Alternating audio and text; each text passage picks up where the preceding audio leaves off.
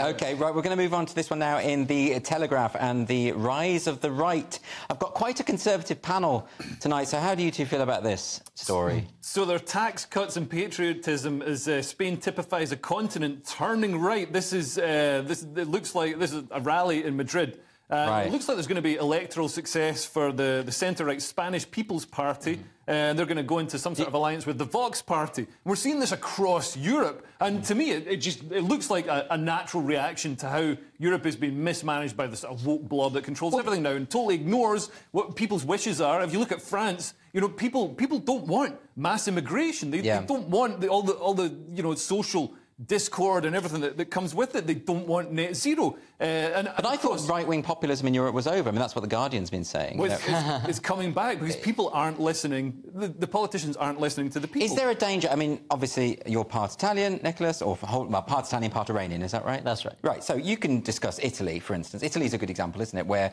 people have said that the far right is on the rise there. Giorgia Meloni and people like that who are branded as far right. Now, do you think people like that are simply right-wing populists, or do you think they do teeter into that far-right bracket? The thing is, the goalposts have moved so much to the left that even the most reasonable, you know, my friend Leo here might be considered far-right in some quarters. And here, the concern is that, for example, in Spain, the Popular Party, which is centre-right, to get the necessary majority, they might have to create a coalition with Vox, who are the far right. And these far right people are so bad that, for example, in the region of Castile-Leon, they have suggested that women who want to abort their children have to first listen to the baby's heartbeat. Can you imagine how terrible these people are? That's probably the worst thing I've ever heard. The most horrific. I mean, Hitler personified. Yeah. Right? You don't think there's any risk at all of certain far-right elements creeping in, particularly when it comes to these coalitions? Listen, you know? if people are worried about the far-right getting control in European countries, stop enacting policies that people don't want. All the net zero nonsense, the uncontrolled immigration,